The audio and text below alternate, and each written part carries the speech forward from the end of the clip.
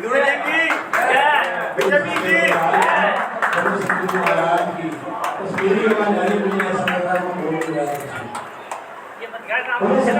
है कि गुरु पूर्णिमा के अवसर पर मैं किसी संत के चरणों में पूज्य श्री शिवलाल जी महाराज जी के यहाँ पर पहुँचा हूँ और जो समाज के उत्थान के लिए वो काम कर रहे हैं, वृद्धाश्रम वृद्धा के लोगों के वृद्ध लोगों के लिए आश्रम का यहाँ पर पहले एक ऑलरेडी उनका चलता है और आज दूसरे का भी आयानगर में फेज़ 5 के अंदर आज उद्घाटन करके और उन असहाय वृद्ध लोगों के लिए कि किसी न किसी कारण से बुढ़ापे में कहीं ना कहीं वो परिवार के या समाज के कुछ लोगों को बोझ नज़र आते हैं, उन सबका भार उठाने का बाबा भैरवनाथ ने सारी ताकत सारी जिम्मेवारी महात्मा जी को दी है। तो महात्मा जी को दी है तो निश्चित रूप से भारत की जो संस्कृति है वसुधैव कुटुंबकम कि केवल मैं मेरे परिवार मेरे ब्लड से रिलेटेड लोग मेरे परिवार के लोग नहीं हैं, पूरा विश्व मेरा कुटुंब है।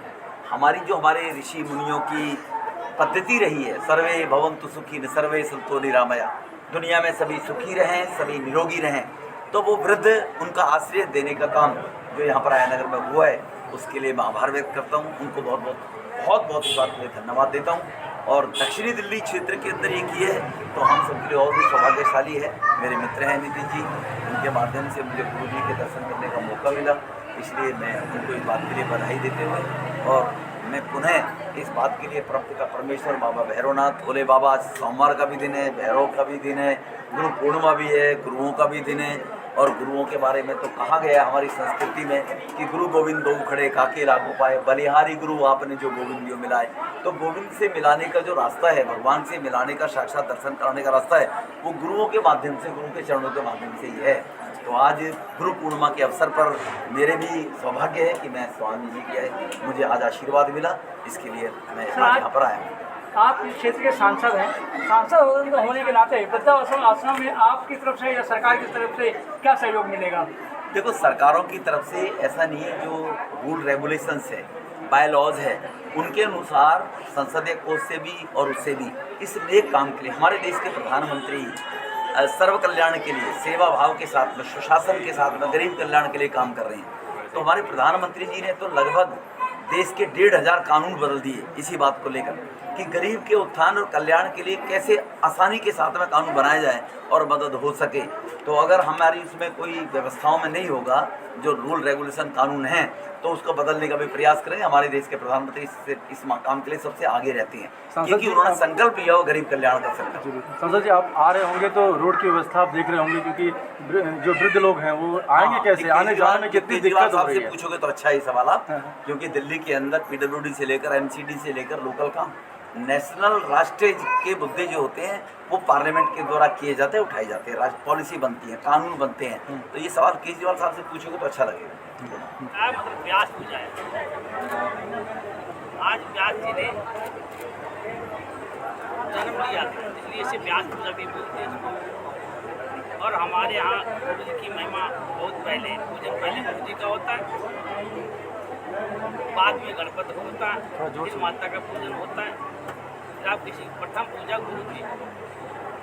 इसलिए आज पूरे भारत में, विदेशों में भी गुरु पूजा मनाते हैं। हमारे जो हिंदू धर्म के लोग हैं वो पूछते हैं। तो आज हमारे यहाँ जो शिष्य आए हैं गुरु पूजा पे आए, ये गुरु पूजन के आए, कोई बिहार से आए, कोई कहीं से आए, सब दूर से आए। यहाँ श्री श्री सद्गुरु शिवलाल जी महाराज ट्रस्ट के द्वारा आज क्या उद्घाटन होने वाला है, उसके बारे में बताएंगे? पहले तो यहाँ भैरव मंदिर है, काल भैरव मंदिर जी है, उनके यहाँ पहले जो है यहाँ पे इसमें भी वृद्धाश्रम चलाया था मैंने 2012 में। अब दूसरा नया वृद्धाश्रम कर रहा हूँ आज, तो एक 1-1.5 बजे उद्घाटन होगा नए वृद्धाश्रम का। और हमारे यहाँ वृद्धाश्रम में निःशुल्क लोग रखे जाएंगे, कोई पैसा नहीं होगा, जो पैसा देने वाले हैं वो दे सकते हैं। खाना, रहना, कपड़ा सब कुछ उनके लिए फ्री है, वो यहाँ रह सकते हैं, आश्रय हमारे ले सकते हैं, हमारी रेख देख में होगा, हम स्वयं रेख देख। महाराज जी, गुरु पूर्णिमा पर लोगों को गुरु के प्रति क्या ऐसा श्रद्धा निष्ठा भावना रखना ज़रूरी है? एक दूसरी बात कि लोगों के जीवन में गुरु का महत्व क्या है? एक गुरु के निष्ठा रखना भाव रखना, भक्ति रखना, गुरु प्रति कोई अभद्र शब्द नहीं बोलना। गुरु हम नहीं है, गुरु भगवान शंकर हैं।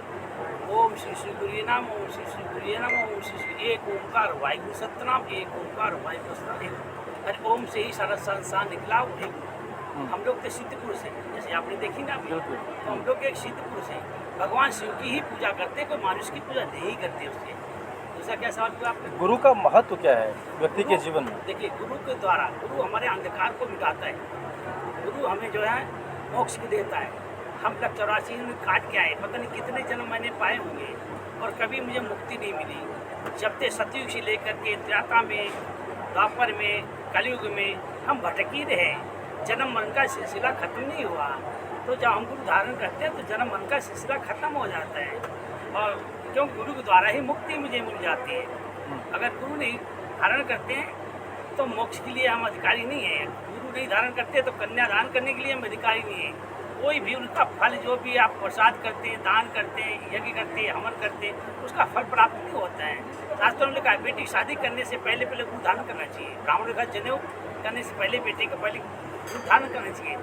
गुरु पर ज्ञान नहीं, गुरु पर मुक्ति नहीं, इसलिए गुरु बगैर जो है अब जो इसलिए गुरु धारण करना हमारे जीवन में बहुत जरूरी है। ठीक है। और बोलो, हमने जो आश्रम बनाया है ये श्रद्धा भाव भक्ति से बनाया है। हम गवर्नमेंट नौकरी करते थे और उनकी ऐसी कृपा जो आप सामने आप देखेंगे, भैरव मंदिर है बहुत विशाल, यहाँ की बड़ी माँ है। जिस प्रकार के लोग आते हैं, बच्चे थे बहुत, अगर मीडिया में जाके पूछो, यही पूछो जाकर के आप बता देंगे। जो औलाद मांगते हैं उनको औलाद मिलती है, जो काया से परेशान तो काया शुद्ध होती है, जिसकी बिजली चलती है वो बिजली चल, जो भैरव जी का चलिया 40 दिन का उठाते हैं, क्योंकि हर मनोकामना भैरव जी पूजा पूरा करते हैं। भैरव जी की कृपा, गुरु की कृपा, यही दूसरा जो आप स्थान आप जाएंगे देखेंगे बनाया हुआ है इसको, तो उनकी कृपा से बना हुआ। हम भी संसार में अपने परिवार साथ रहते थे। 12 में बीवी का स्वर्गवास हो गया, उसके बाद हमने अपने परिवार को छोड़ दिया। हमें कोई लेना देना नहीं परिवार से। परिवार खाता है नहीं खाता है, हम खाते हैं, वो परिवार भी हमें नहीं दिखता कि हम खाते ही नहीं खाते। परिवार भी नहीं सोचता, बहू हो बेटा हो कोई, सब।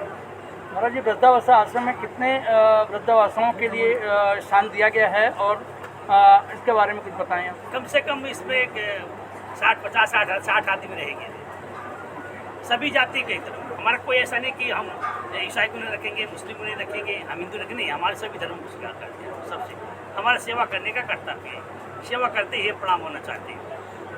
सारा सारा जो आपको देखेंगे, ये दिखते हैं आपको, ये सब हमारी मेहनत का फल, हमारे बच्चों की मेहनत का फल। अभी हमने कहा ना, हम कुछ भी हम अपने बेसिस कोई लेना देना नहीं हमारा। वृद्धावस्था में एक मिनिमम कितनी एज होनी चाहिए? 60 से ऊपर या नहीं, वृद्धा तो 60 में गिना जाता है, गवर्नमेंट 60 से ऊपर ही होनी उसे चाहिए। 35 की बात है, वो वृद्धाश्रम में पैर रख देता है। मृत्यु उम्र में 35 साल शास्त्र में लिखा है कि 35 वाले बुढ़ापे में पैर रख देता है। और 60 साल तो हमारी वृद्धावस्था है, तो हम 60 साल रखें, 60 से भी कम हो तभी हम रखेंगे। निसहाय होंगे, बेटा नहीं है, बहू नहीं, चलेंगे कोई नहीं, उनको हम रखेंगे। उनकी 50 की उम्र होगी तभी रखेंगे, 40 होगी तभी रखेंगे। महाराज जी, एक छोटा सा संदेश दे दीजिए जो दर्शक